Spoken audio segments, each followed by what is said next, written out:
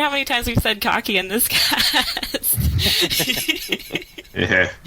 Cocky. Probably Like there's a lot of 69. cocky guys on this call.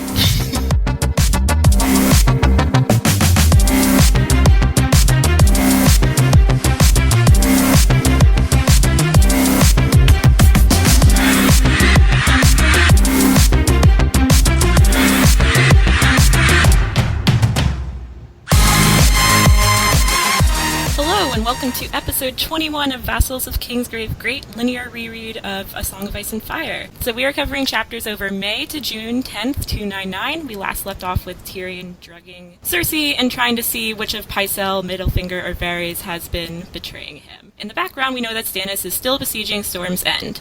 We'll be covering Tyrion 7, Theon 2, Dany 9, Bran 4, and Arya 7 from A Clash of Kings. As usual, spoiler warning for all published works of George R. R. Martin's A Song of Ice and Fire, and potentially spoilers from Winds of Winter chapters that are out right now, but there will be no show spoilers. I'm Casey, Blue-Eyed Queen from the forums, and today I'm joined by Adam. Adam, that's you. You gotta talk about. Hi there. It's me, Adam. My mic wasn't muted at all. How many times did you say your name before you realized? Adam. It's me. Only Adam. once. Adam. I'll do it in one take. No two takes, I do it in one. Adam, what's your forum name? Oh, yeah. I'm drownedsnow on the forum. That's me. You know, look me up. And then we have Scott, Hey everyone, Shaggy Dog on the forums. Alexi, Czar Alexi on the forums. Varley, Varley on the forums. Paul. Paul, Serdinnerroll, and the youngest member on the forums. Yes, you are. Zach, I go by Alias on the forums. and Stephen. Hi, this is SJLee on the forums. And it's your first time on the linear reread, isn't it, Stephen? That is correct. All right, so What's your favorite color, Steven? I like red. Red is nice. oh, that's my least favorite color. You can't come back. Well, I was going to say like gray, and then I was like, that just sounds sad, so I better pick a real color. You're stark then. So do you want to say who your least favorite character is, or do you expect all the listeners to go back to the one that you said that in that's not going to be disclosed here? Yeah, it's an Because Easter egg. we Go don't find remember. Yeah, you're going to have to go find out what Steven's favorite and least favorite character is. But how have you been enjoying the reread then, since you're new? It's interesting to break it down chapter by chapter in a nice slow pace, because previously when we've done rereads on VOK, it's been by character, so kind of a grand sweep. It's nice to spend time on the individual chapters. All right, so let's get started then. We'll be starting off with Tyrion 7, which takes place 3 days after we left off with Tyrion 6 on the 8th of May, and Adam has that chapter. That I do, Casey. Let's see. Tyrion 7. Lancel comes to wake up Tyrion, orders him to release Pycelle because Cersei wants that, and, you know, he's getting a little cocky after murdering the past king. Tyrion has been up working, but pretends that he was woken up by Lancel to, I don't know, it's kind of a power play, sort of, but not really. See, Tyrion reveals that he knows Lancel both killed the king and is sleeping with Cersei, something he learned from Varys, because Varys is a secret keeper, but not really. He just tells everyone everything. And he threatens to tell Joff unless Lancel turns informant. He does say that he will release Pycelle so that Cersei isn't on to their little deal, basically. And yeah, that's about that. But the more interesting part is once he's gone, Tyrion admits to himself that they're kind of being a dick, both him and Cersei. Lancel's a family member and all that, not a good deal, whatever. Then he goes to visit his brothel, and we get more of his internal monologue about how in love with Shay he is, but about how he also knows that she's a whore. We do get a lot more of the Tysha backstory a bit, like it's always on his mind, unlike in that TV show they made. And we get a long scene of George describing Tyrion having sex and doing things, and it gets a little uncomfortable. Yes, that's what happens. One pump Tyrion, back at it again. That's all it Well, that takes. must make Drogo feel like, you know, the boss by going 3 pumps with Dany, like in the first book, so... Tyrion, you're Wait, have 26. we counted pumps? We're counting pumps? I mean, Always. that's what it says in the chapter. Oh, yeah. It's basically like he puts it in and he explodes, apparently. That must have been painful. I mean, George has had sex, obviously, right? I wouldn't venture to Yes. suppose anything. I mean, we don't know. Is he one pump Martin? I mean... Aw. Just one and done, puts his sailor hat on, and heads All back right, out. let me know how the pregnancy test is. See you in 6 months. Was that your George? This isn't like 1700. Does he require an heir? No, it's just like it's Kyle. one of the things that always stands out to me when we get a scene like this. Is like sometimes they seem to be fairly well done. I mean, it's not like they're badly written. It's just sometimes it just feels over the top. And then if I happen to listen to the audiobook, it's disturbing. I think I said on the first reread that I was on that I had the unfortunate experience of listening to John and Egret's scene while at the gym. Oh, the Lord's kiss. I was on the elliptical and I was like, oh my god, this is so funny, but I'm working out. Talk dirty to me, boy Patrice. No, nothing, Jon Snow. Oh. Well, you know one thing. I don't know how you know it, but you know it. He's a natural. I just figured it out. So, Lancel is really young. I was kind of surprised to realize that Lancel's 16, and at this point, Cersei's either 33 or 34, and Tyrion's 26. A man grown. Yeah, I guess at 16 in this world, Means- you are a man yeah. grown. Yeah, but it's not even the half your age plus 7 rule. That's just bad. Yeah, it's gross. We have a Bina note in here. At least Tyrion feels bad about how he and Cersei are treating Lancel or using him. And I'm kind of a little bit on the edge of, I feel like Tyrion's a bit just awful with him, even though he thinks this way. Like, he's just too into playing the game so much that he's like, I'm going to play around with Lancel and see where this goes because it's fun. Well, isn't that Cersei kind of forcing that on him? Oh, of course, but Tyrion's doing the same shit back. Yeah, but I mean, like, I feel like if it was his choice, like, the way he would, like, mess with Lancel would be a lot more minor. It would just be, you know, like, silly japes and stuff. It wouldn't be anything like this. Well, like put a bucket over a door, wait for him to walk Yeah, in. you know, just like the normal backhanded Yeah, I comments gotcha. and such. Yeah, but it's not as though Tyrion actually cares for Lancel at all. He does talk about in here about he knows that Cersei's probably just going to murder him as soon as Jaime shows up. So he's not like he's not some kind of high moral character. He doesn't really have any interest in Lancel, and that's why he plays with him like this. Looking at this chapter, with the way Tyrion treats Lancel and Pycelle, do you think he has a cruel streak in him? I mean, we're supposed to feel for him, be on his side watching him, but the way he just plays with Lancel, totally inept, and like we said, really young. Okay, you gotta stop saying plays with Lancel like that. Just say manipulate. Do Yeah, we so always have to be in the gutter?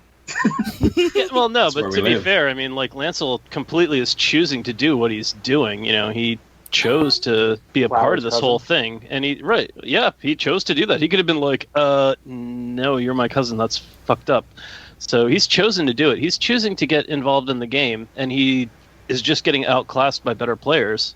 Well, maybe not outclassed, but he's just stuck playing against better players. Well, is he But I mean, like- choosing, or is he doing this more out of fear of, or duty to his house, or fear of Cersei, or just doing Maybe what ambition. in Tywin as well? Yeah, it's one of those weird situations where I guess the age that you talk about, Casey, kind of comes back into it. Where is he necessarily at fault for his actions? I think the tendency is to say that yes, especially in this world, he is still culpable to some extent, but at the same time, you can see that he clearly blundered into this, and he probably didn't mean it to end up this way. On the flip side, though, if he doesn't want to end up like his cousin Tyrek or little brother Tyrek, like married to a 2-year-old, I guess this is like an alternative. So It's a rough world.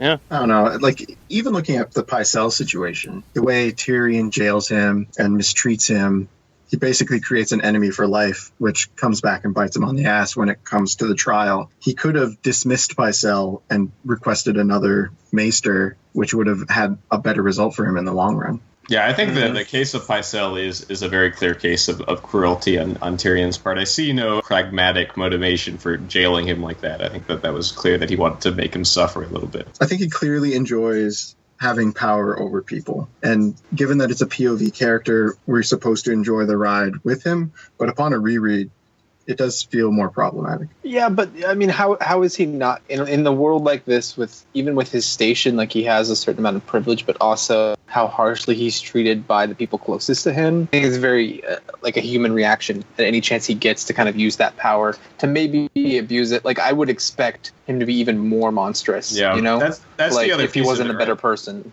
Yeah, that's the other piece of it, right? Because we know that Tyrion has obviously had his own share of problems his whole life. He's been mistreated by pretty much everybody. So, yeah, to some extent, you wouldn't be surprised if he took his one chance at power to lash back at those people. It doesn't make it right, but you can certainly see what's motivating. Yeah, it doesn't justify it at all. Yeah, absolutely. I just think it's possible to look at the scene from another perspective of it's not Tyrion messing with Lancel and it's funny. It's Tyrion browbeating his younger cousin who's completely defenseless and has been manipulated by his sister in the game that they're playing between the two of them. Yeah, and it's almost like, I have a note here, like, he says something about, like, feeling dirty and this is, like, a dirty act, and, like, I feel like he might go to the faith to kind of repent his sins, or that's at least why he gets a little bit caught up in it when he does end up doing that. So I think that it's just pretty messy, especially on ReRead. Yeah, but to be fair to Tyrion, I mean, when he got sent to King's Landing, his dad said he was wondering who was giving out all the bad advice. Like, he thought it might be Pycelle, he thought it might be Varys, he thought it might be Littlefinger.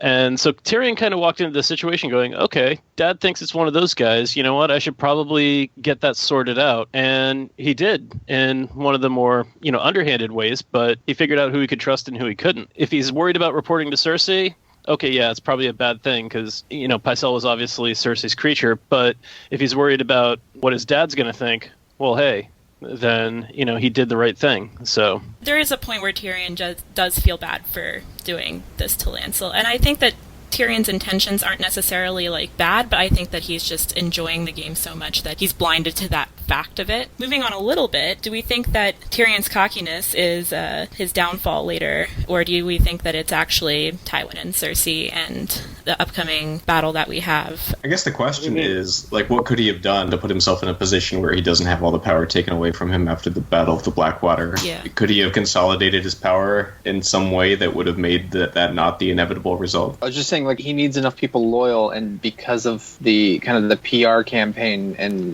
his deformity in their world, that's just never going to happen. I think you needed Tywin to die in battle for it not to happen, because no matter what he did, he was screwed. No one's going to say no to Tywin.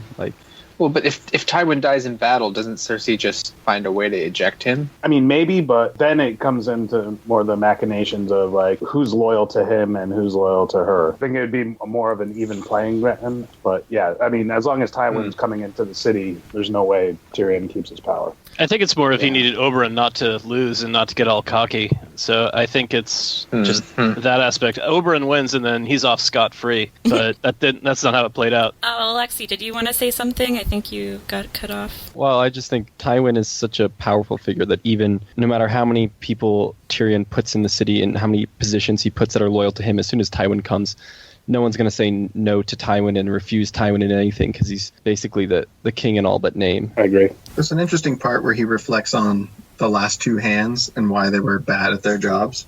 And I wonder if this is part of the explanation. Like, Tyrion comes to the conclusion that Ned and Jon Arryn were both too honorable for the handship, and that's why they both came to bad ends. And that's the common opinion among most readers. And I think this might be a good source of that theory. But, I mean, Jon Arryn ruled as hand for, 16 years? That's a pretty good clip. Yeah, I agree. It's not me, it's Tyrion saying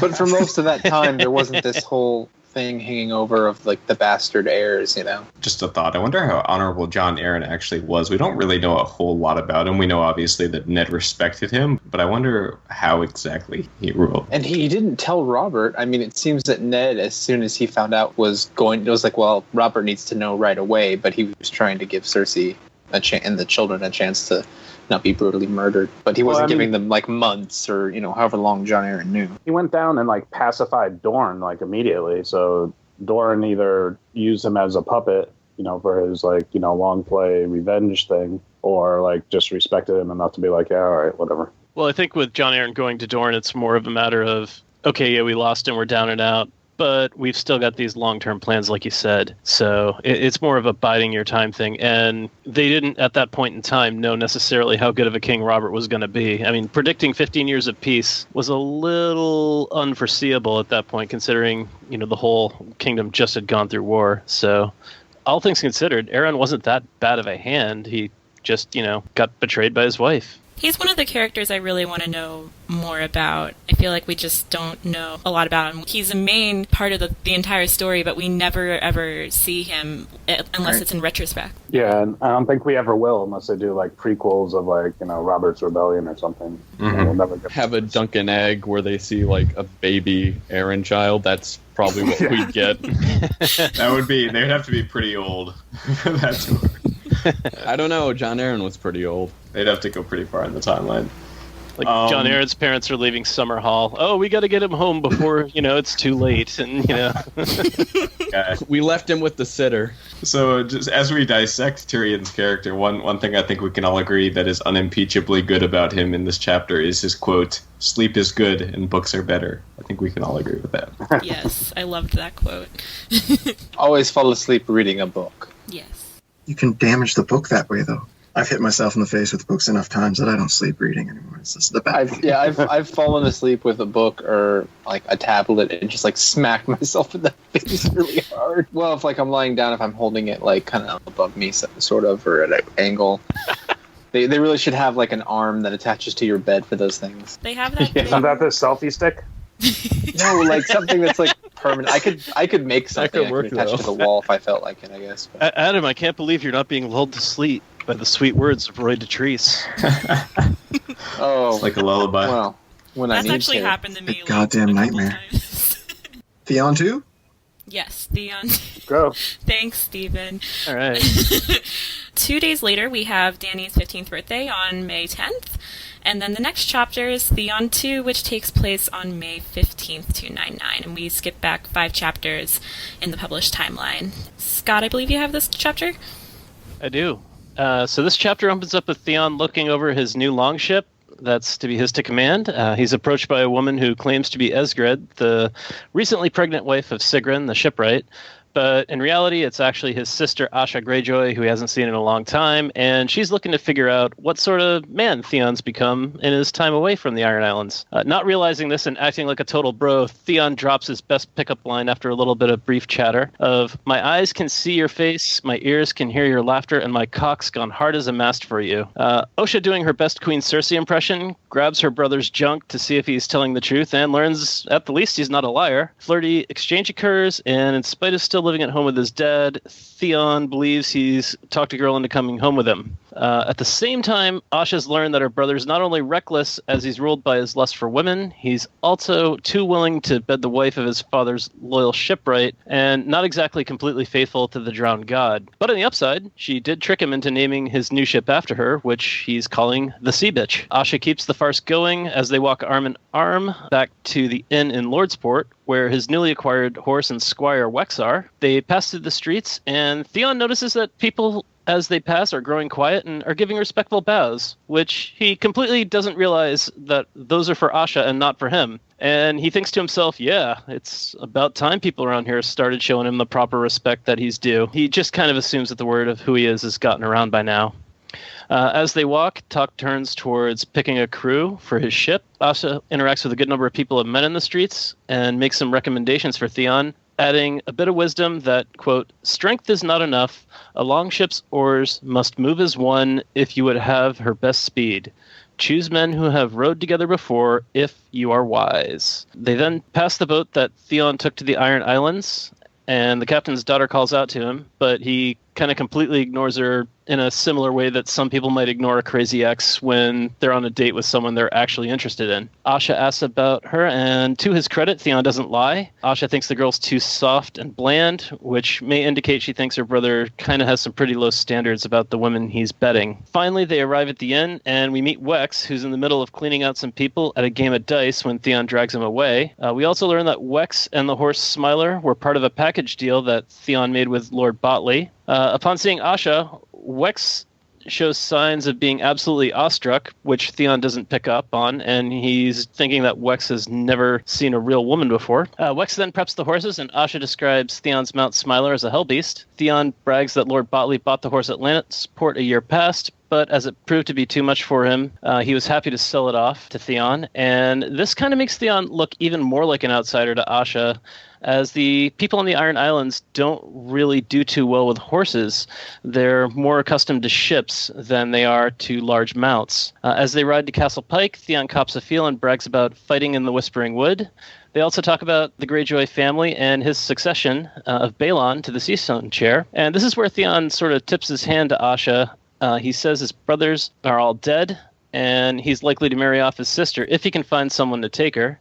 He recalls her beak-like nose, pimply face, poor-fashioned sense of a chainmail dress with boiled leather undergarments, which complemented her flat chest. When asked about his uncles, he says that Aerian's drunk on seawater and thinks only of the drowned god. He says that as long as he pays the drowned god lip service, he doesn't expect any trouble from him. He thinks Victarion lacks the ambition and smarts to claim the Seastone chair for himself. And since Euron hasn't been seen in the Iron Island for a couple of years, Theon suspects that he's dead. And even if he's not, he's been gone for so long that most of the Iron Islanders would consider him an outsider, which actually leads Theon to realize that he's been gone for 10 years and he's considered a stranger as well. But it's all good because he's got time to prove himself before his father dies. Additionally, we learn his mother is on Harlaw and may have failing health. Asha asks if Theon's going to go and visit her, and he tells her that he's too busy to go.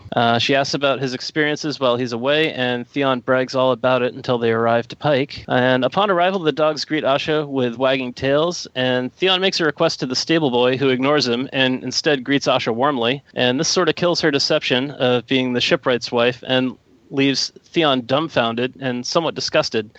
When he asks why she would do such a thing, Asha replies that she wanted to know who he had become first before revealing herself, and she leaves him to go and prep for the feast. Theon notices his squire Wex smirking, and momentarily he's possessed by Sir Duncan the Tall and gives his squire a couple of clouts in the ear, one for laughing and another for not warning him. Theon then goes to his room, which actually happens to be in the guest keep, to think things over. So, nothing says you're an outsider like staying in the guest keep of your family's home. He's pretty disgusted by what happened with his sister earlier, and even more so when he realizes that she totally knew who he was and what she was doing. So, in a rare moment of decency, Theon actually is momentarily higher up on the scale of morality than Jaime Lannister. Theon reflects that he doesn't belong in the Iron Islands, but instead he's looking at the reality of his situation, and he starts to blame his sister for some strange reason. Deciding not to dress up beyond anything basic, having learned from his mistake prior, he goes to dinner, and nobody, with the exception of his father, notices that he didn't show up on time. Theon begs for his forgiveness, and then when he realizes his sister has taken his spot in the right hand of his father, he mentions this, but he's told by his sister that his place is actually at Winterfell. And Asha basically takes every chance to make Theon look weak in front of the assembled people at the hall. She demands ale when he asks for a glass of wine. She also asks him if he's still lusting for her mother's milk. She also gets the better of him when she has an axe thrown at her, but catches it and slams it into the table, calling it her husband, and then draws her dirk and names it her child. This gets a great round of laughter from the hall, including his father and Uncle Victarion. Theon again ends up being the butt of her jokes. And then we get the following insightful exchange, which actually kind of summarizes his whole experience. 10 years a wolf, and you land here and prince about the islands, but you know nothing and no one. Why should men fight and die for you? I'm their lawful prince, Theon said stiffly. By laws of the Greenlands you might be, but we make our own laws here, or have you forgotten? And eventually Balon commands everyone on the dais to his solar. Theon's about to go immediately, but once his sister mocks him, he holds off. And again, he falls victim to her taunting him, and she gets a few more good shots in before he finally heads off to attend to his father. In the solar, he's told he'll take command of 8 longships and raid the stony shore of the north, effectively attacking fishing villages. But even this minor command is marginalized as he's ordered to take his Uncle Damphair and Dagmar Cleftjaw with him to ensure success. Asha, on the other hand, is going to be given 30 ships and the honor of taking Deepwood Mott. Victarion's going to sail and take Moat Cailin, as they see this as the key to winning control of the north. This is a good chance for them to strike while the most able-bodied men of the north are away at war. And the chapter ends with Theon going back across the rope bridge, and the full effects of his drunkenness hit him on the way. Asha shows up and helps him cross as Theon proves to his sister that he can't even handle his liquor. And yeah, that's pretty much it. Nicely done. Very descriptive. I like it. So I saw the show first, so when I read this, I knew that Ysgred was Asha. When did everybody else figure it out? Well, I didn't know who Asha was. I think I was just confused the whole time. If I recall correctly, like, what's happening? Pretty much for the whole time. I just took it for what it was. And it's interesting.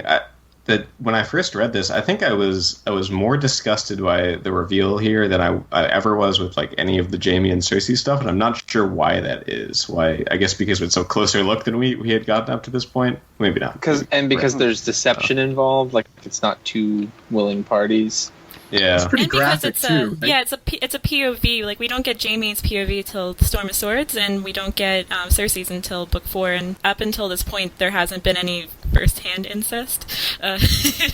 Well, to be fair, Theon was totally willing until he found out, like, who she was. No. Like, I mean, under false pretenses, Theon was all about it. But when he found out, he's like, "Ugh, you're my sister." Ugh, I mean, it's uncomfortable, but it's like if we had a POV, like, or if we had a book about like the conquest or something, it's like, well, he was married to both of his sisters, and that just like some relationships seem weirder than others, and this was not even. Yeah, they weren't even both on the same page. So Scott, you seem like that's not an appropriate. You're making it sound like that's not an appropriate reaction to that new information that Asha revealed. I think it kind of is. Well, it's like this. I grew up on Star Wars, so if Luke and Leia had what was going on in Empire Strikes Back, yeah, her showing up on Solo never would have happened. So, All right, so back to Theon 2. Since this is my first real reread. When I first read the book, I didn't like Asha, and then on this reread, I'm like, yes, Asha is the best. Awesome, I love it, and it's kind of like, I'm not really thinking about what she's really doing with Theon right here, I guess, but I feel like she got very slighted when the Kingsmoot happened, when Euron gets the throne and she kind of gets put to the side. Yeah, but she brought turnips and pebbles to the Kingsmoot. Euron because she's the most sane in the Iron Islands. Like, she's realistic and realizes... She's practical. The thing is, she's practical, and the Ironborn hate practical things. That's why they that's why they invaded the North for a living. Do we think towards the end of this chapter we get Balon giving his plans out for Theon and Asha and Victarion for taking over Westeros? Do we think that if Theon actually went with what Balon wanted him to do, that Balon would actually have did some good, or got some? Yeah, I think it's the opposite, actually. Yeah, if anything, it would have gone more poorly for the Ironborn if Theon hadn't done what he did, because he diminished support for Robb, and Robb would have executed his plan to retake the moat. Yeah. And the weird thing is, like, and he says too in this plan is like, Winterfell may defy us for a year. What of it? We'll get it eventually. It's like, I'll get that for you next week. I'm not going to send anyone to help you. That's stupid. Like, like having a real base of power that's actually something that would be defendable with a large army. I don't know. And in this chapter, Asha kind of like deconstructs how Balon's plan would never work, because the North is gigantic, and she's like weirded out by the fact that Theon is really good with horses, and horses in this time are basically essential for land warfare. Yeah, and so the Iron Islands, the Ironborn, all they can really do is stick to like coasts and like riverways, and that's all they can do. They can't hold large areas of like open plains like the North. Yeah, but there's a thing about the North. You don't have to hold large areas of open plains. The whole point of Balon making his move at this point is that the northern host, or at least all the able-bodied people, they're all hanging out in River Run and, with the section that Lord Bolton is controlling. So if you can grab a hold of the neck, then you've literally got a stranglehold on the north. And Balon realizes that. And there's a river that pretty much brings you right up to Moat Cailin. So you can absolutely take it. The problem is that Theon overreaches. It's a timetable that Balon set up that he says, okay, we're going to take these spots, Winterfell's going to send their, forces out in parcels, and we're going to slowly whittle them down. And yeah, then within a year, once we've taken a hold, once we've resupplied, once we've re-upped, then we can go and take Winterfell. And then we've got the whole of the North. It's not that he actually has a bad plan, especially if he wants to just sack locations, which is exactly what he sends Theon to do. Well, yeah, hit and run, absolutely. But if he wants to leave the bulk of the North alone, which is what he does, and he let them mount a proper defense, which they could have easily done. Look at White Harbor, what White Harbor still had. But the big problem here is we don't know what the Iron Islands have as far as numbers. Like, we don't really have that down. They don't feel confident, like, holding Winterfell. So it sounds like they don't really have that many men. It sounds like from the beginning their plan was kind of screwed. just No. a sheer numbers No. game. And just kind of back that up, not to mention, even if the North does lose, whoever in the end is king of the Iron Throne is not going to be happy having basically like a third of their territory taken by the Greyjoys. And so you know that as soon as the North is taken, basically all of Westeros is going to turn to them. Okay, and at the same time, here's the problem with that. White Harbor, great. You've got a harbor and you're on the eastern side of the continent, in the middle of building ships, and they had already sent their forces south with Robb. Regardless, if you want to eventually get there, yeah, sure, they can eventually get the northern host to the sea. And yeah, that means they're going to have to push to the west to get maybe through the Vale and then to White Harbor and then up. Fine. You know where they're coming from and you can mitigate that out. You can manage that out. That's not actually that bad. As far as holding Winterfell, well, Theon jumped the gun. He went forward before they were actually ready to take it. So that's not that much of a problem. And as far as endgame goes, the endgame is the strategy kind of relies on this. Robb Stark being stuck in the Riverlands and having to figure out what the hell he's going to do. Preferably not being able to get past Moat Cailin and trying to finish up business with Tywin Lannister before having to come back home and try to lick his wounds and then have to go through another fight. So no, Balon's strategy on paper, it looks really good. Theon fucks it up because he jumps the gun and then he, instead of sacking Winterfell, like when Asha shows up, suggests like, hey, this was a good move on your part. Well done. You should have taken the money and run, but you're trying to hold it. And you're trying to hold it beforehand. Which is what they want, though. They want long term, which is kind of foolish. But you don't have to hold the entirety of the North. You only have to hold key locations, and that's really the realistic part of it. I mean, the North they're not going to follow Iron Islanders. They're just not. There's enough of them around to kick them back out eventually. And I think that when Theon took Winterfell, they should have dealt with that instead of sending Asha and be like, let's get out of here. Like they basically accomplished their end game a little early, but they weren't doing much else anywhere else. All they had was the neck, right? Strategically. I'm kind of the opinion that no matter what Balon did, it wasn't going to work out. Yeah, because there's too much working against him. He should have just gone for Bear Island. And then this is part of the Iron Islands now, but no one wants Bear Island. Yeah, I mean, it is true that he could have taken some key territories and probably could have maintained them for longer, but he just could have never actually wrested control of the North itself. If he had executed his full 1 year plan, he would have been stopped by Robb before it could come to fruition and take. He would build a new wall. It And doesn't there would be a need to be wall Robb. within a wall. Like there are thousands of northern troops still in the north. Like we hear about them in the Bran chapters, especially as it gets closer to the Hornwood dispute. Like there are thousands of northern soldiers mostly eyeing each other because of Hornwood, which is why that's an important plot detail. And they could have raised some more. This whole thing, it's like a storm of events that happens. If Roderick hadn't, I mean, it was kind of foolish of him to leave, but I guess he couldn't have known that. But yeah, if he doesn't do that, which not everyone would have done that, right? In that situation, I think things are very different. And come winter, the Ironborn don't really have much of a hope of maintaining supplies to there because, first of all, the Iron Islands doesn't really get much food in the first place. And I doubt the fact that many peasants probably would have fled to Northman-controlled areas. And they would have to destroy a lot of the northern infrastructure while reaving through. And I think the only thing that keeps them in the game as long as it does is Theon taking Winterfell and then supposedly the Stark heirs being dead, at least to the public, right? I think that demoralizes the North. I like Adam, if I had to point to one thing that drags out the problem with the Ironborn, it's Ramsay Snow's betrayal. Him wiping out Roderick's force eliminates the Stark force in the region. That's what I mean. Is that's all of that, like Winterfell being gone and the Stark power being gone, and even if who's going to call the banners, who's going to, you know what I mean? Everyone's kind of in wait and see mode, take care of their own at that point. I mean, things kind of had to go perfectly in the north for it to blow up the way it did. Theon gets lucky in taking Winterfell. The northern lords are distracted by the Hornwood dispute.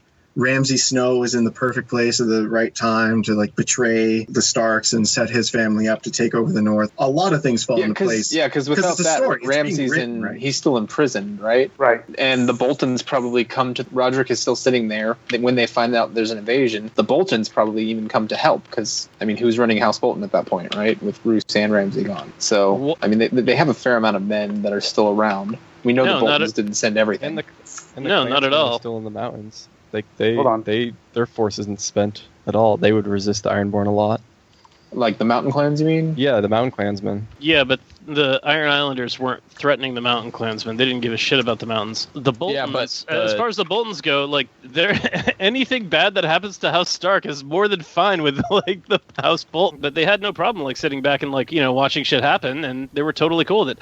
Hell, Ramsay even suggests to Theon like later on in a chapter that, hey, look, let's kill off these Miller's kids and pose them up as the Stark children just to sort of lower the Stark influence over them. But that's what I'm saying. That's all Ramsay's. When you take him out of the equation, it's hard to tell what would have happened. Because, I mean, Roose goes with Robb. It's not like he's working against him at some point, but it's not like he's refusing to go. And if, his Castellan or whatever, what would he do?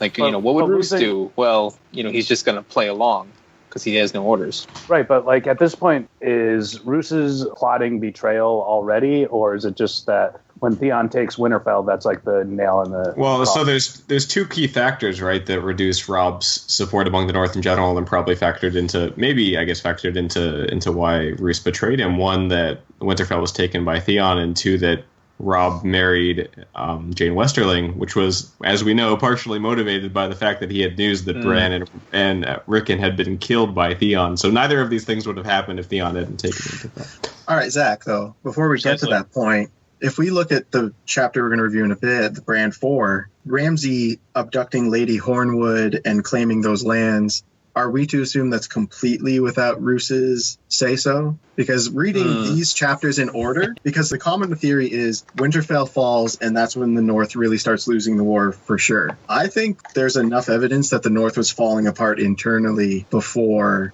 Winterfell gets burned, and that's just like one more nail in the coffin. I don't think that the situation with Ramsay is proof that the North is falling apart necessarily. I think it's a pretty standard sort of dispute over land that you would expect in any sort of situation like this, where no one has firm control of it, and Ramsay capitalized. I don't think he was being directed by Roose there. Maybe he was, but I think that was just him. Somehow Ramsay has the loyalty of the Bolton forces anyway, like when he comes back to rescue Theon, right? So his father must have instilled like some authority to him, or else it's just like...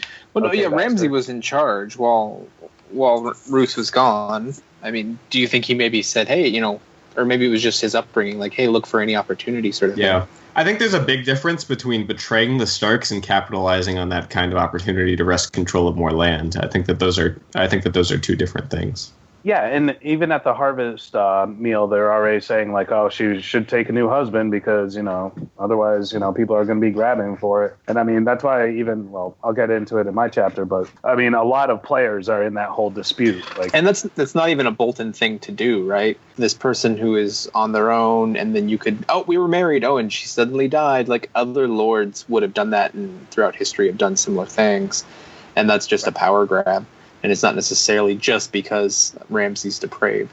I mean, the way he goes about it, obviously, but yeah, doing it forcibly is kind of a Bolton thing to do, though. I mean, Manderley. There are probably other lords that would just take her and go, oh, yep, see, our septon approved it, and she died last night. Weird. And then hey, challenge me. I dare you to prove me wrong. Back then, there's no evidence of this other than all my men say it happened this way. Yeah, the fact of the matter is there's a power vacuum and everyone's trying to exploit it. I don't think it's necessarily exclusive to Ramsay. His means are certainly the worst of the group, but yeah, it's just the simple fact that there's not a strong Winterfell at the moment, and they try to abuse that. I don't think that it would affect Robb, who, if not for these things, would be in a very strong position and not one that would be as exploitable. Zach, you're absolutely hitting the nail right on the head. Winterfell's being held and controlled by basically Maester Luwin and Bran. And Roderick. Who gets sent off to deal with the Hornwood problem. This is, from Balon's perspective, when Theon shows up, the prime opportunity to strike. All of the skilled warriors have been drafted and called out with Robb. They're down south of the neck. Take the neck. Even Ned told Robb, hey, look, X number of archers can hold the neck at Moat Cailin, and you're it's good. Like 300 archers or whatever can hold from one direction. Yeah, from the south, right, where you expect, if you are the north, where you expect your resistance to come from. The Iron Islands can at least come up with 300 friggin' archers. I don't care. Right, but I don't care how skillful you are about them, like, riding, being sailors and not being horsemen. They can at least come up with 300 archers. Yeah, but again, the point, and I'll end it with this, is I think this would have been a temporary occupation at best. I think, as we know, Robb knows a way past the neck without having to go through Moat Cailin, and he was going to use that to take back Moat Cailin, so it would have been temporary at best. He has a way. Yeah. Possibly, but we never know for certain. All right, so besides that point, does anybody have anything else on Theon 2?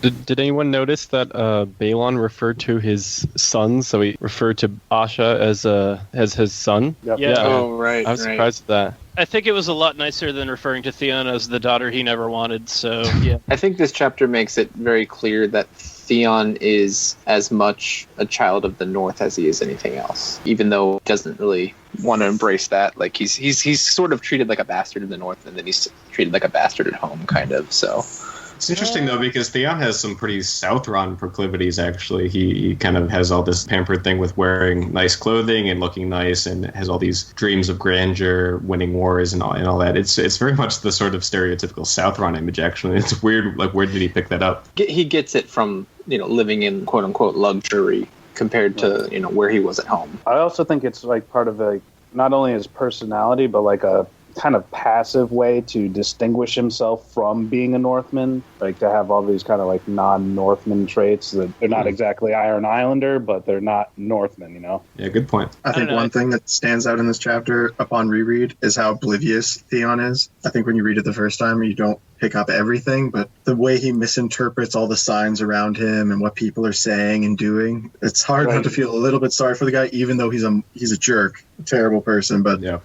He's so out of touch with reality, and even when Asha spells it out for him, when she says, these people don't know you, they won't see you as your prince, he still thinks that they owe him something. Yeah, he's still like, no, they are bowing for me. I think a common theme in these two chapters, even though they are not in order of each other, I feel like hubris is a big theme, just like Tyrion being really cocky and Theon being really cocky, and it works out for Tyrion, but it doesn't work out really for Theon in this case. Well, and that's a whole transformation into Reek, where you have this like cocky kid, like the world is his oyster, and then all of a sudden we get this like creature that's so like hand shy, subservient that like it's really just like he's gone the complete opposite, like done a complete 180 from what we see right now. All right, so let's go to Dany 2. And this happens on the same day as Theon 2, actually, but it is 3 chapters after Theon 2 in the published order. The same day? Yeah, I think so. Huh. How is that determined? We need to get this guy on eventually. I know. I'm so Say curious. that. how I he mean, if figures you look that at if you look at the Google Doc that the Redditor made, they both say May 15th. No, I trust him. He has a I'm reason, curious I'm what- sure. Yeah, I'm curious what his logic is. Because usually it's like a week off or something, or in the same month, or like some of the stuff he has to, it's like dealer's choice. So Well, I don't think it's supposed to be minute to minute. I mean, I think it's supposed to be like, ballpark accuracy. Yeah, I mean, like, his description here doesn't really, like, give why they're the same day. We just know that Dany is 15 after this point. He just starts the chapter. Speaking of incest, here's Dany. She's a product of it. Let's move on from there. All right, so who has Dany 2? Is it I have Alexi? Dany too. Yeah. Go for it. Okay. Dany enters through the 3 great walls of Qarth, where the tall, pale people of the city called Milkmen by the Dothraki come to see her and her dragons. The city and its occupants seem unimaginably rich and ornate, and Pat Pree, the warlock, says that Qarth is the greatest city that ever was or ever will be, and that it is the center of the world, the gate between north and south, the bridge between east and west. He also tells her to come to the house of the Undying to drink of truth and wisdom. Zaro Zoan Doxos tells Dany that the warlocks were once powerful, but now are hollow husks compared to those that went before, and that Pyat Pree's gifts will turn to dust in your hands. The last of her 3 people who bring her to the city to speak is Qarth, who says famously, "Beware, of whom? Of all. They shall come day and night to see the wonder that has been born again into the world, and when they see it, they shall lust, for dragons are fire made flesh, and fire is power." Joran warns Dany not to linger in the city and not to trust people who are trying to trick her, and that he mislikes the smell of this place. And then Dany goes to the palace of Zarazoan Daxos, which is so big that Illyria's palace in Pentos looks like a swineherder's hovel. From there, she directs Ricardo to go explore the city and see what it's really truly like, and she sends Jorah to the docks to find the tillings of the Seven Kingdoms. While she waits, she relaxes in a marble pool and ruminates to herself that she wishes to make her kingdom beautiful, to fill it with fat men and pretty maids and laughing children. And she wants her people to smile when they see me ride by the way Viserys said they smiled for her father, which of course we know is not really true. Before she could do that, she must conquer. Then Jorah comes back and brings a summer islander sailor off the Cinnamon Wind, which Sam goes to Old Town in Feast, but we don't know that yet, who tells her that the usurper is dead and that his son Joffrey reigns in his place. He also says Ned Stark has been taken captain for treason, to which Jorah says the long summer will come again before that one. That one would besmirch his precious honor, although Dany still thinks he's a traitor. She also learns that Robert's brother want to claim the crown themselves, and she rejoices that a divided Westeros will be much easier to conquer. But Jorah says that her conquests will still be difficult, and even Rhaegar could be slain with no more than a warhammer, for even dragons die. Dany replies that dragons die, but so do dragon slayers. Very nice. Very nicely done. You actually used one of the quotes that I had highlighted. That's awesome. It's like the biggest quote of the chapter, I thought. Yeah, I agree. Yeah, I do like how she's like, a divided Westeros would be great if I can get there while it's still divided. Good luck with that. Let's go to Marine. Let's take a detour. All right, so I got a Bina quote here. It takes 7 whole months for news of Robert's death to reach Dany. This is actually not quite halfway through the book, but we're pretty close to halfway through the book. You know, in the show, that gets pretty lost, how much space and time and news gets across. Littlefinger's teleporter? The TARDIS? But yeah, I forget how long things the news gets to places. That's an interesting thing on ReRead, I think, that puts things into perspective. And the way the news is portrayed is just different rumors, all wild, some accurate, some completely inaccurate, is really, I think, authentic, that you really wouldn't know what actually happened, and they would always be flying rumors of what really happened. Yeah, you can't verify anything. Exactly. Yeah. In many ways, that's what I like about this reread we're doing, and also just the books in general, is that whole, I guess it's even a theme of the dissemination of information and how easily it can be misconstrued, and just seeing the different perspectives and how it all gets around. It's like a big game of telephone.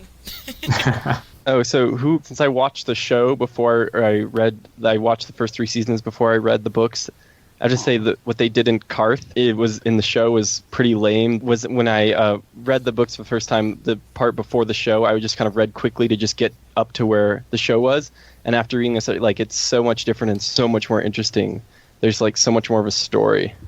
No, I had the same feeling because I also watched the first 3 seasons before reading the books. So the books are better.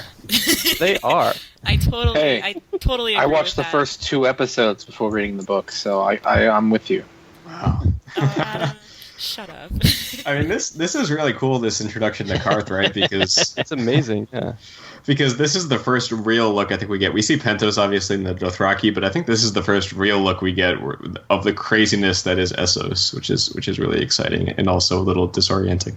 Yeah. So shockingly, I didn't do the reading, but is this where they describe the walls of wars Really, and then people having sex and then? Yes, this is. Yeah, there's 3 walls. I've always wondered how that's would always pretty cool. 3 walls be effective, though. Shouldn't the enemy just take 1 wall and then hide behind it? It just doesn't seem practical to me. No, because you shoot down on them from the second wall. All we need is 1. It seems more sense to just have a big wall, 1 big thick wall. Well, they go past the first wall, and they're like, "Oh, motherfucker! There's another wall. I thought this would be like the city." Yeah. Son of a bitch. Hey guys, those ladders you just put up to help me climb over, send them back up and over again, because now we got to do it. And then they're stuck with doing it a 3rd time. So no. Yeah, imagine how demoralized they'd be when they get to the 3rd wall. They'd just be like, "Fuck it" at that point, right? Oh, another one. Yeah, they get through. That would hurt. So they'd just be like, "Oh, at least we get some pornography here." They get over the second wall. Oh, guys, is it another wall? Yeah. God damn it. Who had the over/under at 2? Actually, once they get past the one full of pornography, they might be like, "Guys, do we really want to slaughter this city? This seems to be like we're conquering Las Vegas. Maybe we should just I don't know, One of the guys marauding I'm just gonna take out this part of the wall and just take it home with me. Spoils of war. See, Adam, they would fuck it. Brings a whole new meaning to the term balls to the wall. Oh.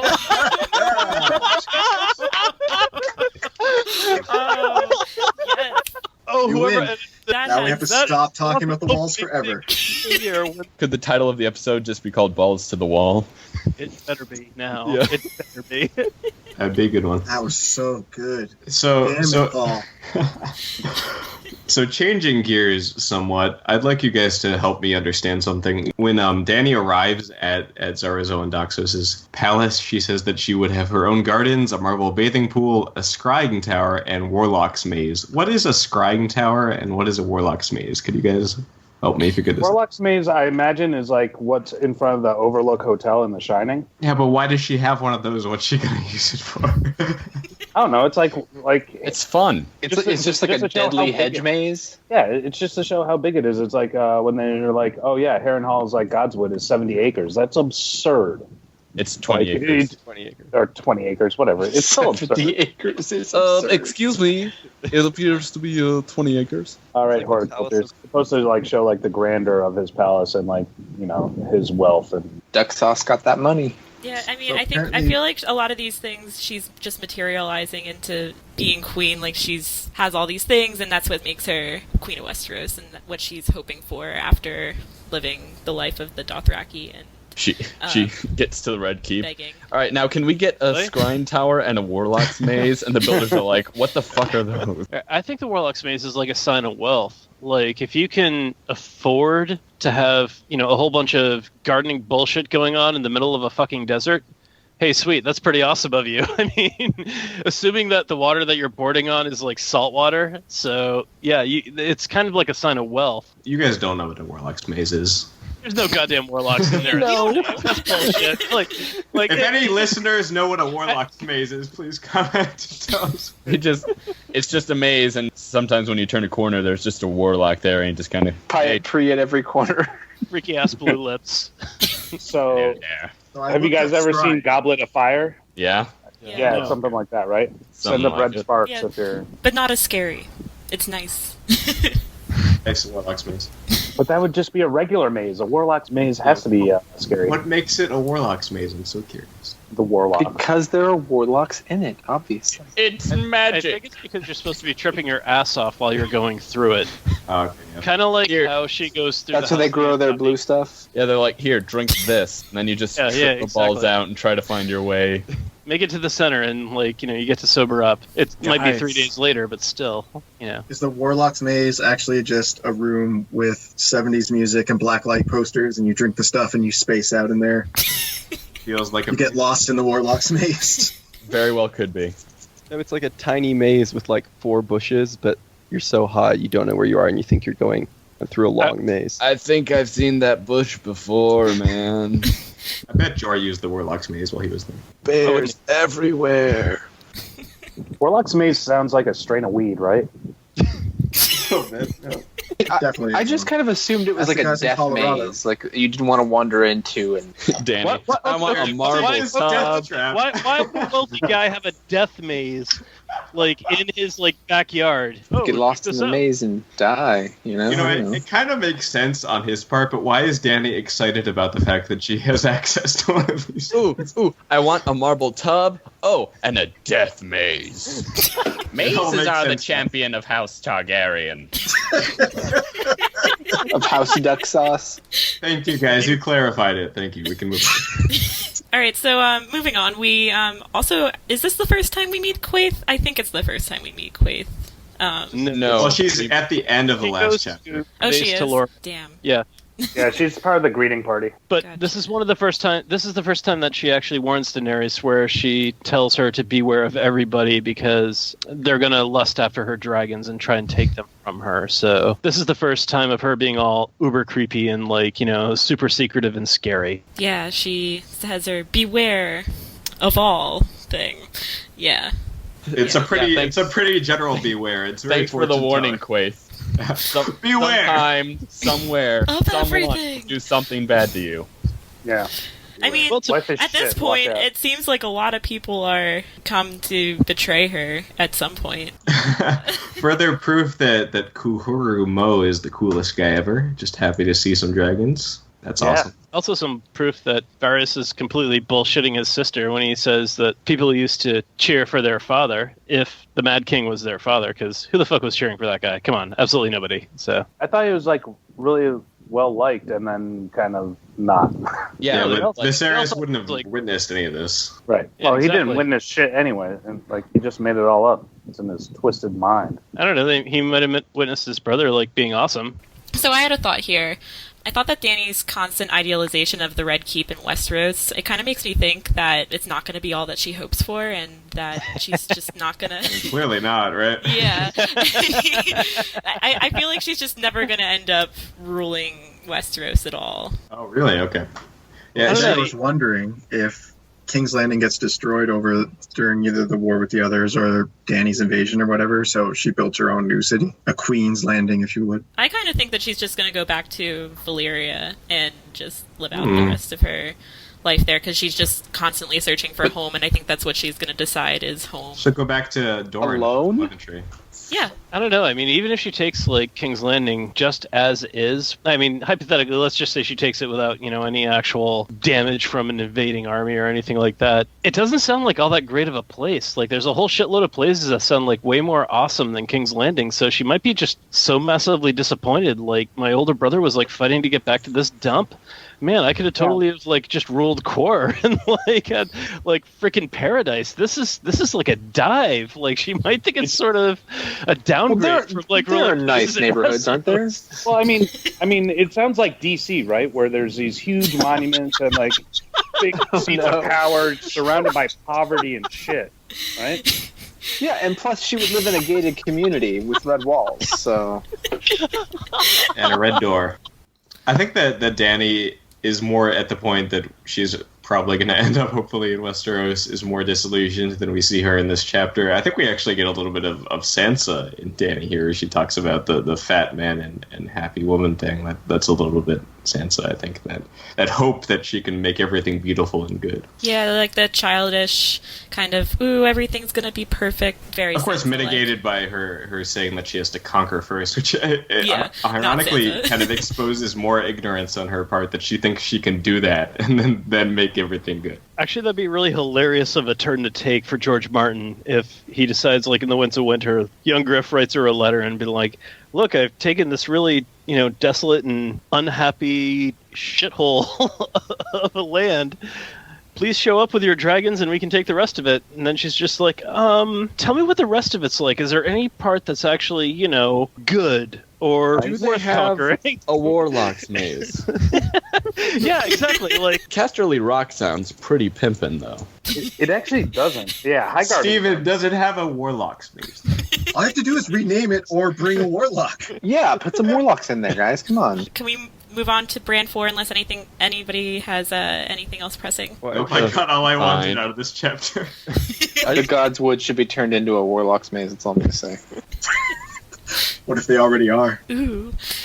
aside from the fact that the Cinnamon Wind is the same ship that like shows up later on and hauls Sam and Gilly and Aemon into Bravos and then further on into Old Town and is supposed to be picking up Maester Marwyn and taking him to Daenerys. No, not really, but Daenerys did promise the captain like something awesome if he showed back up when she was queen of Westeros. But aside from that, no, nothing. Let's go to Bran 4, which is 4 days later on May 19th, and this is where Bran turns 9 years old. And Varley, you have this one. In this chapter, it opens with Bran in the Godswood with Jojen and Mira.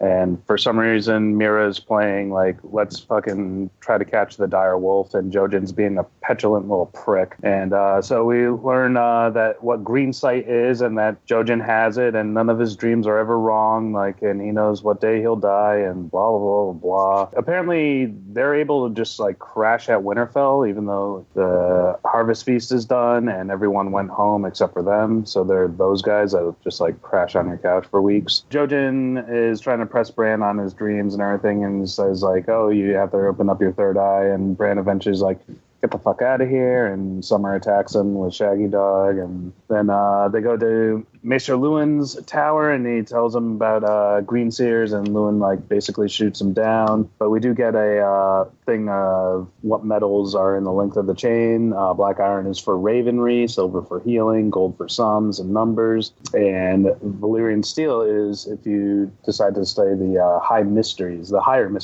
magic. And Lewin says, I did it, I was foolish, but it didn't work. We get one dream from Jojen is that he dreamt that there was a winged wolf chained to Winterfell, and the chains need to be removed, but the black three-eyed raven can chip away at him. And then the second one is that Master Lewin brought you your food. He served you the king's cut off the roast, the meat rare and bloody, but with a savory smell that made everyone's mouth water. The meat he served the Freys were old and gray and dead, yet they liked their supper better than you liked yours. And then the next supper, none of that happens, and he's like, magic's bullshit. I'm never going to be anything. Scene. So I was interested in talking about what the dreams meant. What is a winged wolf? Is that basically the three-eyed raven telling Bran that he can fly? And yes. What was served to the Freys in that dream that made... Well, that one we know it's the Battle of Oxcross, the news of that, because they're happy that the news is supposed to be bad because Steffron Frey is killed at that battle, but they like it because it moves them up in the order of succession, the impossibly filled. Was that it? Order of succession, yeah. And now we're Bran, only 69th behind. Yeah, that's what it seems to be anyway. And Bran 69. is unhappy because the war is still on. So that's the bloody meat and the gray meat thing. Oh, okay. Well, that answers that. What about the winged wolf chained to Winterfell?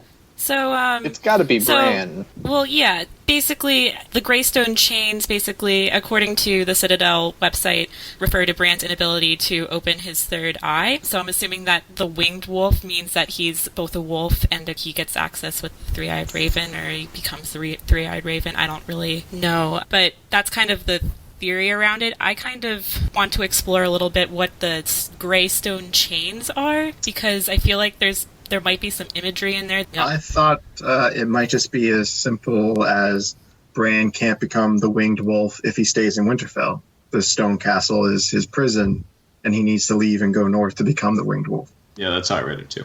Yeah. Makes sense. Score. Good job, I Steve. mean, that makes the most sense, but look at this. Yeah. Hold on. Come on. Yeah, let's see what doesn't make sense. Okay, well, let's examine the first part.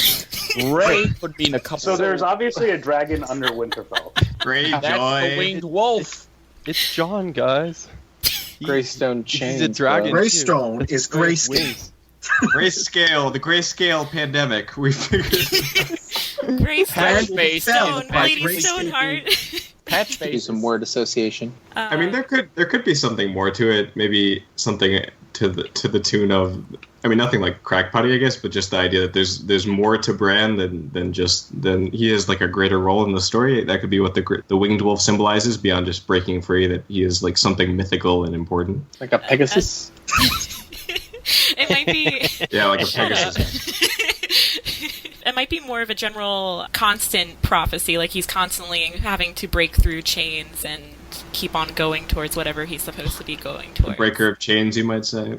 Maybe. Ooh. I think part of the job of Bran 4, especially when you combine it with the next Bran chapter, is to prove that magic and prophecy is real. The prophecy about the phrase eating something terrible, like that's pretty transparent what it means. And I have to admit, when I read the books the first time, I just kind of skimmed over prophecies and magic and dreams and stuff like that because I thought it was just nonsense and imagery. And then this is supposed to be a red flag of, no, these things are literally seeded into the story. Pay attention to them. Yeah. Yeah, I agree. Yeah, I agree. But I forgot a big part of this chapter is we learn that Ramsay has kidnapped Lady Hornwood, married her by force, taken her lands, but Manderley has taken her castle to quote-unquote defend her lands, and Roderick's all pissed Allegedly. off. He goes off to deal with that situation. Sorry, my bad. Yeah, no, this situation is just awful, and it's literally, I think it's a paragraph, right, that we just learn about this. We get a little bit about Ramsay. You know, I feel like in the books we get a lot of him secondhand. We don't really see firsthand what he's actually doing, because we don't see him with Theon, we don't see him with Lady Hornwood, and it's almost like haunting. Like, you just don't know what he's going to do next. And it's kind of why he's one of the worst people in the books, I think. Yeah, you could say that. Yeah, it's just one of those sad side stories of the series and of the people that are kind of get caught in the way of the machinations of others, and it sucks. Yeah. It's like those who are the group of young knights in the north, like the dead rabbits or something like that. Here. Oh, the wild hares? The wild hares. Yeah, not dead rabbits. Well, they are dead rabbits eventually. We talked a lot about this chapter with our earlier Theon chapter. Yeah, we definitely did. Oops. Got pretty heated. It's okay. There is still that parallel of like Bran watching Mira and Summer playing and sparring, and then Mira getting the best of Summer, who gets snared in the net, and then Bran not realizing like Summer's snared, and that kind of parallels like what things are to come with Bloodraven, where he's getting caught up in something that he actually doesn't realize, but he thinks he's doing well and winning at. So there's a little bit of foreshadowing there, I think. Also, Maybe it a little just bit. shows how how much of a dick Jojen is. He's like, no, Yeah. she won. It's like, explain to me how she won. Oh, Summer's snared up. Oh, okay. Take a look. Like- Yeah. What do you guys make of Maester Luwin? Because more and more, especially in Awesome. Clash of Kings, he's confronted with evidence of magic or the supernatural. Like, he goes through this strange evolution where he seems like he outright denies it in Game of Thrones, but he seems to be accepting it more and more as time goes on, but never officially. Yeah. I mean, I'm- he's the intellectual, right? So I'm kind of years of his Yeah. training don't really let him I'm accept kind of on it. board with this idea of that whole theory where the Maesters are kind of they have their own thing that they are going for in Westeros, and The party line. yeah. Maester Lewin. Ooh. But like, not every maester would be in on that, I wouldn't think. I knew that would show back up. Ooh, Maester Lewin. Stop. So, like, he tells Bran about the First Men and the Green Seers and all that stuff and the Valyrian steel link. So, does he know everything Bran's been confronting him about, and just like, is he in denial himself? I'm just trying to figure out his own I think he- headspace. I think he kind of knows. I feel like maybe he doesn't believe it, but I feel like he's at least heard of the things that Bran's asking, and he's just not really giving him all the information that he knows. Yeah, because he does have his Valyrian steel link. Unless the Right. Citadel just doesn't know everything. I kind of am of the belief that the Citadel does actually know more than they're putting out. Yeah. But at the same time, he's like, there are no green seers. The giants are all dead, and so are the children of the forest. And then I think in like the next John chapter, like, we see Like, giants! Yeah. It's like, well, wrong again. George does like making Lewin look like a Yeah. dick doing stuff like that. He is kind of he seems incompetent. You know, But like, I don't. He I don't seems trust- incompetent? I think so.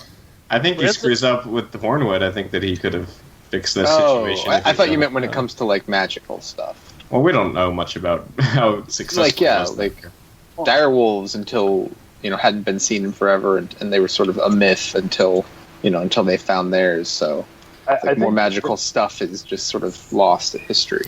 as incompetent as he may come off at points, and like as like against like magic and stuff like that, like I think the one thing that like really endears him to everyone that reads these books is like his loyalty to the kids, especially, but just like how Stark. Yeah, I don't hate him. As far as the magic things go, I don't think that I would suspect him of being involved in any kind of conspiracy. I'm not dismissing the possibility that it exists, but I don't think he's involved either way. I don't think he's trying to deny magic or trying to support it secretly and not let Bran know about it. I just think that he tried it in his youth and he was not convinced, and he was Like nothing happened for him, Right. so he just says it's not a thing. So Do we going have back to anything? the chapter, yes, God, I yes. do. Varley.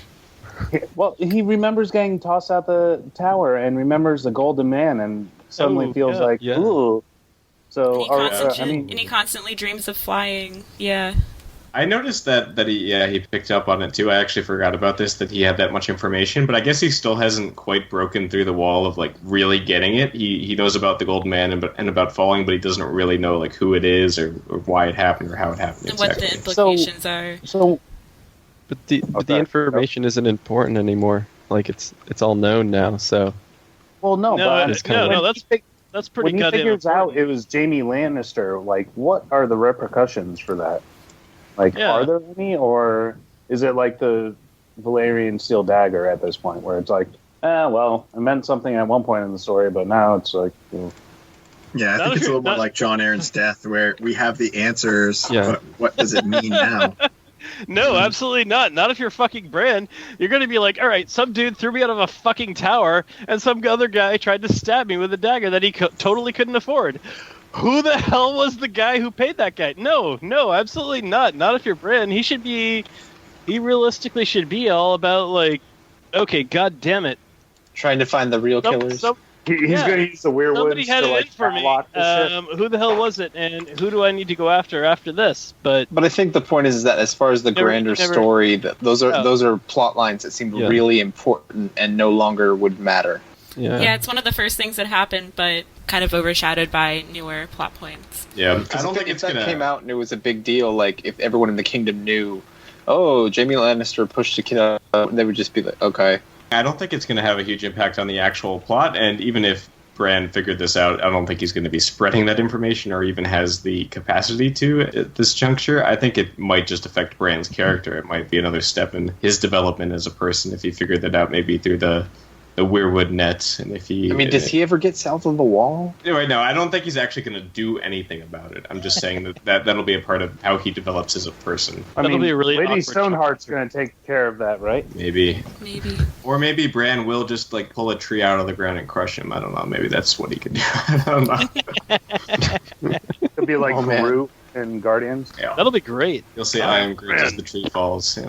Bran. Be like, we are Bran, when he protects everyone from the others. When Master Lewin speaks of magic, he talks of Valyria as like the last ember of magic. And there's another chapter further in Dance, but where they talk more of like magic is fading away. So is this time period with the dragons just like a final burst in magic before it completely goes away? Or do you think the end of the series will still have that magic will still be a thing at the end of the conclusion of the story? I mean, it has to be, right? Because the others are coming down. They're magic. Dragons are alive. They're magic. Direwolves warging and all that shit. That's all magic. It right? seems the world feel got like screwed it's- up at some point, right? Like Valeria and the seasons and everything. And hasn't George said that's something we would find out about? So, like, if there's a reversal there, like, I don't know what the outcome would be for that. Does anybody know what a sign chart is? Or a graph? You mean Yes. a wave? A Yeah, sine the wave? wave. It's like a constant. It's a that at constant all like like a ebb and Warlock flow.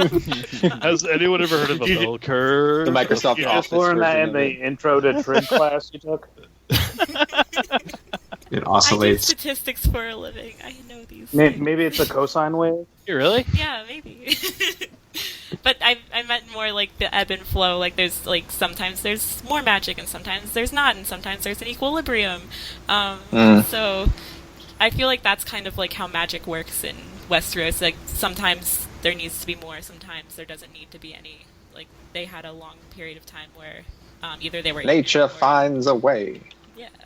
But like later when Bran is with the children of the forest, don't they speak of them? They're like their race is dying out and the giants are dying out and all these kind of magical beings are dying out. So isn't it kind of like a fading away that is irreversible? You know, there's not, how are they going to come back from that? Let's move on to the last chapter. Meanwhile, on June 7th, the Battle of Oxcross takes place, and this will be discussed in the next episode of the Linear Reread. And now we have Arya 7, which takes place over many months and culminates around June 10th. Arya 7 is 2 chapters after Bran 4 in the published order, and it's both the 30th chapter in the published and linear order. Paul, you have this one. Yes. This is the actual chapter I was supposed to read. Wait, hold on. Where can I go fuck up Paul's chapter recap before we start? You can't. I've kept it to myself, Zach. I'm not a fool like you. Jesus fucking Christ. I keep my cards close, Zach. Is this all Alright. because of that one time on Dragon Cast he deleted your... One time. I got him every time. Now I'm laughing. Damn it. The chapter starts with Arya feeling rather content now that she and her companions have reached Harrenhal. Here they are well fed, kept clean, and though they are forced to work hard, they have comfortable sleeping spaces to go when they finish. Of her companions, she sees Hot Pie the most, who has made himself comfortable helping out in the kitchens, and she stops to talk to him whenever she is sent to fetch the food. Gendry, however, is seldom seen, as he is across the castle at the forges, where he now makes weapons for the Lannister army. She also hears ignorant talk that Tywin plans to restore Harrenhal, as if he was stupid enough to try that.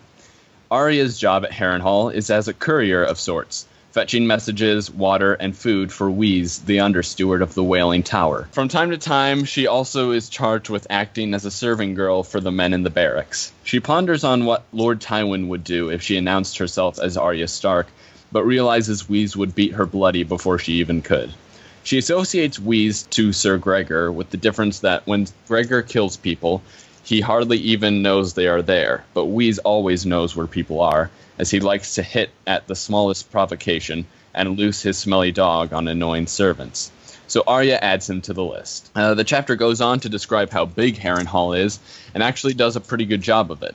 The ground Harrenhal covers is 3 times that of Winterfell. 1,000 horses can be kept in the stables. The kitchens are as big as Winterfell's Great Hall. The God's Wood covers 20 acres. 70. 20. And the Hall of 100 Hearths is big enough that Tywin could feed his entire army in there.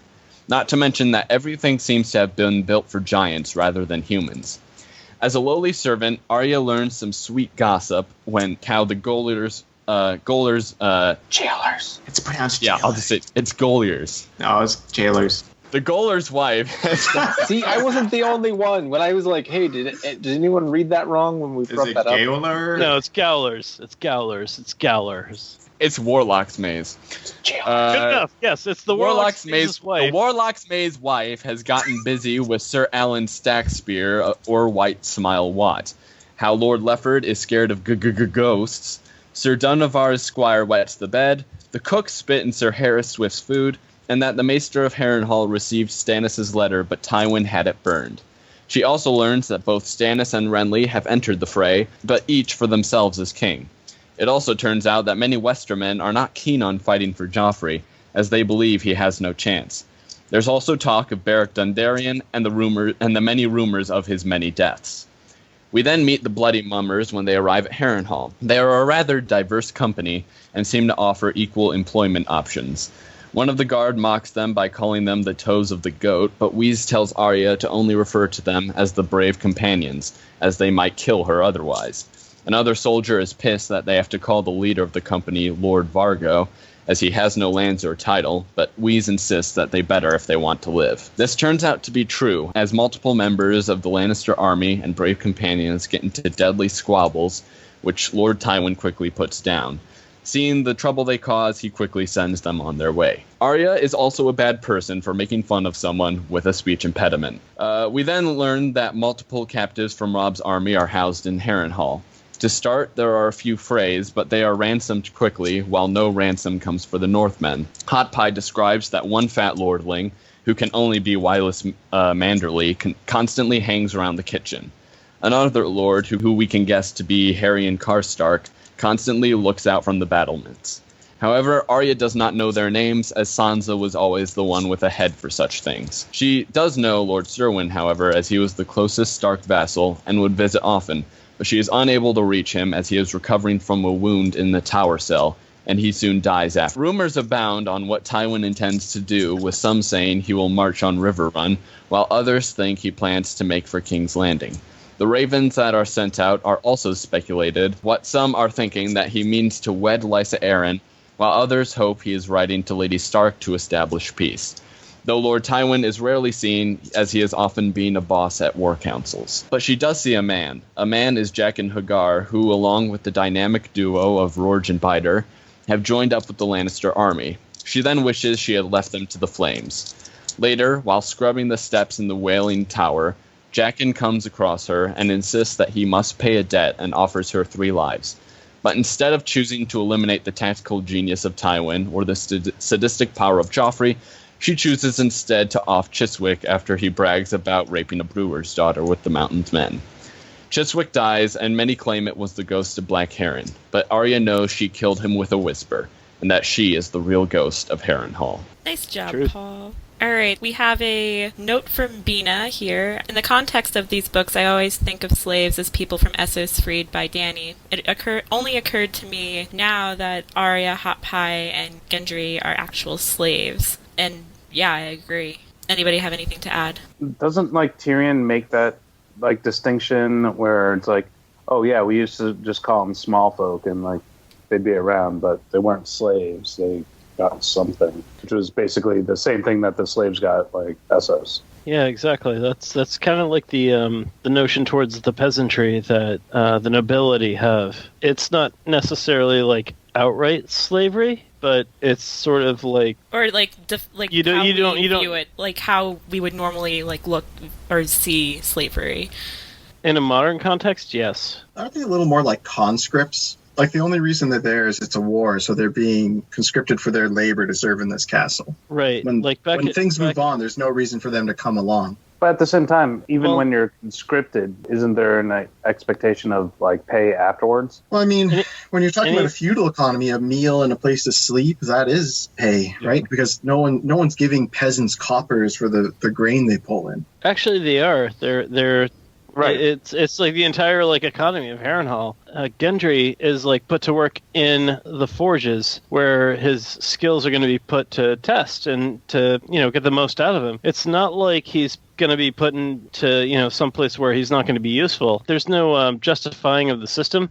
It is a messed up system, but it is basically looking at people as, okay, what are your viable skills? Great. That completely dictates your worth as a person and what we're going to do with you going forward. It's a legit, human resources. It's humans are commodities. Either you're going to be a soldier, report to HR, you're going to be a smith. I love you.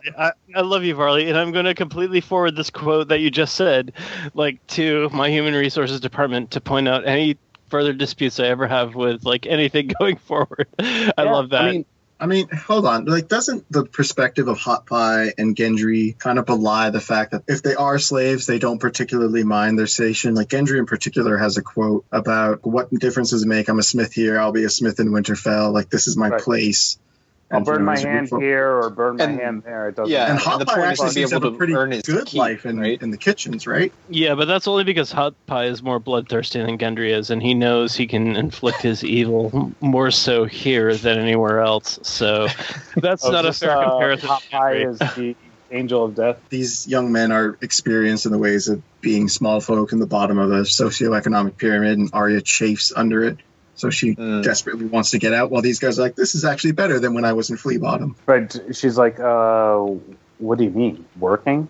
No. We deserve certain things. They're no. I'm a baker, he's a smith. That's what we do. But I mean, in a modern context, it's when, you try to bring, democracy or, all these, freedom. And people no, we kind of like our system, and, they just sort of go back to the system they had. We've seen that happen often enough in the last 100 years.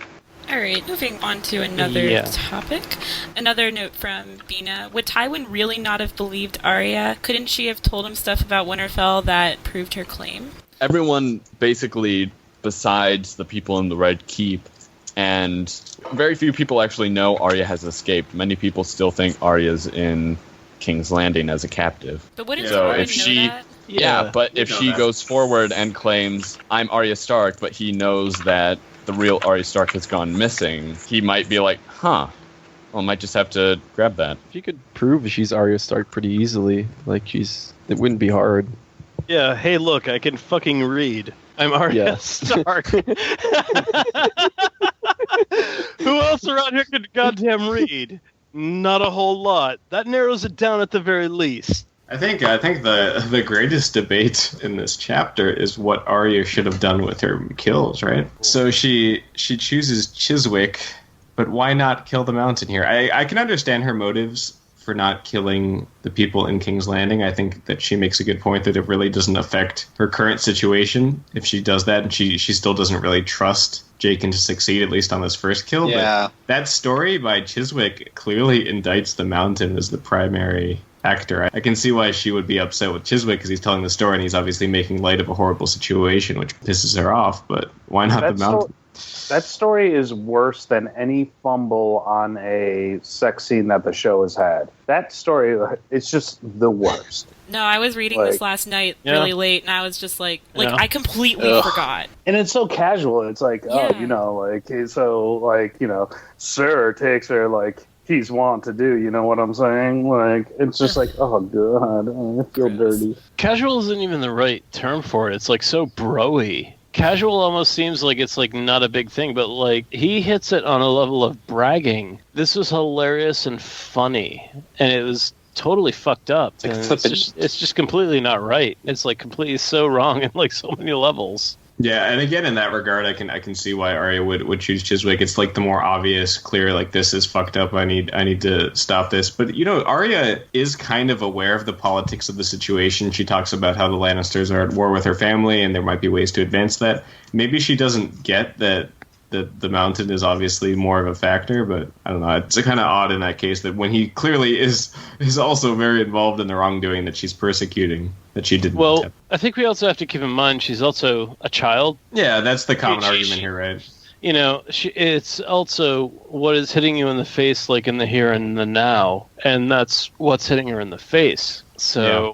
I mean, that's the common argument. Again, I see that point. In most cases, I see why she didn't send Jaqen to King's Landing, but I think that the mountain has caused her just as much immediate woe, and is, again, involved in that particular case just as much. Oh, I absolutely agree. But maybe it's just wishful thinking, because obviously it'd be great for us, the reader, if she had killed the mountain. That would have been cool, but... Yeah. I'm not sure. Sir Gregor, and Jaqen would be like, "Oh damn!" But that would be tricky. Jaqen would just overdose his like sweet sleep milk of the poppy, and just send him into a coma, and just kill him then. Yeah, or he'd give him enough that he thought would send him into a coma, and it would do nothing. Right, and he'd get real confused. I mean, Oberyn ultra treated his poison, and it didn't kill the fucking mountain. Do you guys think that Jaqen has any limits to his kind of power? Because I feel like that was kind of a weird point, that the faceless men seem to be able to like completely invulnerable, like they can assassinate anybody. But if Arya said, "Oh, I want you to assassinate Cersei," or Joffrey, would he actually be able to do it? Or like, I feel like there has to be some limit to what the faceless men can do. I don't know. Poisoning Joffrey sounds hard. I'm fairly certain this is stated later. Correct me if I'm wrong, but doesn't she later ask Jaqen if he would go kill like either Cersei or Joffrey, and he explains that he could, but it would take a while, and that kind of dissuades her from choosing that? Yeah, he does say that. She wants instant gratification. He would need time to stake out the area, find out like the schedules of things. Yeah, I mean, faceless men are a bit selective, right? So maybe they don't necessarily take jobs that they can't finish. No. Well, he also said like if she named like his father, he'd do it if like his father was alive. So I don't know if this is like some kind of like religious vow compared to just a normal assassination job.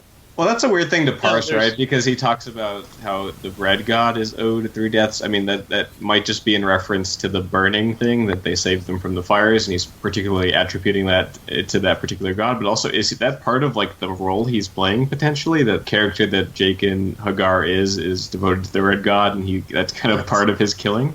That's how I view it. You're absolutely passing it off completely right. Like, Jaqen is absolutely bullshitting his way through a whole bunch of this. It doesn't matter whose lives they save, that's the point. Jaqen is pretty much selling that to Arya, though, as that's how it works. And that's actually not how it works. He's a faceless assassin, so he should be more concerned about the many-faced god, as opposed to just the red god of going, okay, there's 3 for 3. And then when he gets to Arya asking for kills, he makes it fairly straightforward. Like, give me 3 people and boom, they're done. What if he's a rogue agent, though? What if he's not part of the Faceless Men organization right now? He's just kind of on his own, and he's like a separate piece, you know? We don't know that. If he gives up on the House in Black and White? I'm not sure about that. But if we take your point, though, Scott, that it's just, again, it's just like the character of Jaqen playing the role, then what is the motive of the Faceless Man behind Jaqen for doing this? Is it just to keep up appearances and to keep up with whatever guy that is Jaqen Hagar, or is there more of a motive for that? I'd say it's to fulfill a contract. What contract? Contract. Let's think about this here. Jaqen H'ghar shows up, and he's in a cage with Rorgan Biter and all that other bullshit. And they get moving north, but for some random reason, he takes an interest in Arya. He specifically, not like anyone else, everyone else was like, oh, by the way, hey, check out that person. Like, that person is completely different from anybody else, and they're completely not significant at all. No, he actually takes a significant interest from her from the get-go. He's been watching her from day one. When things come out that piss off Arya or throw Arya in a weird situation, he's very much interested in how things go about. Look at the next kill he has. Aside from Chiswick, which is getting ahead of us in the actual reread whole thing, he kills somebody by having their dog turn on them that eats their face. And he does that with this special paste that's made with basilisk blood. Venom. Or powder. Venom, thank you. Venom and powder is only found from southern continent. It's not even found in Essos where,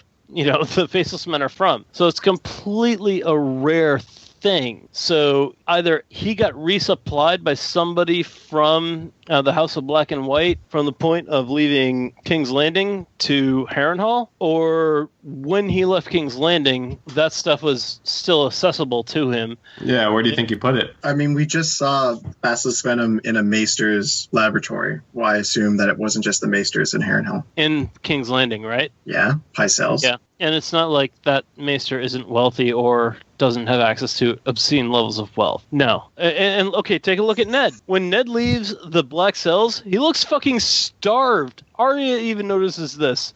He looks like hasn't eaten a fucking sandwich in a month and a half. And yet Jaqen and the others, Rorgan Biter, they don't look like they've been denied anything at all. So, what conspiracy thing is this? Do you think Jaqen H'ghar purposely got captured in King's Landing, or is that what you're saying? That's a Preston theory, I believe. No, I think Jaqen H'ghar knew who Arya Stark was from the get-go, and I think he was hired by Varys, who has access to the Black Cells and whatnot. Getting resupplied from the supplies he already had when he showed up into the Black Cells is not a problem for him. Shaggy, you crazy.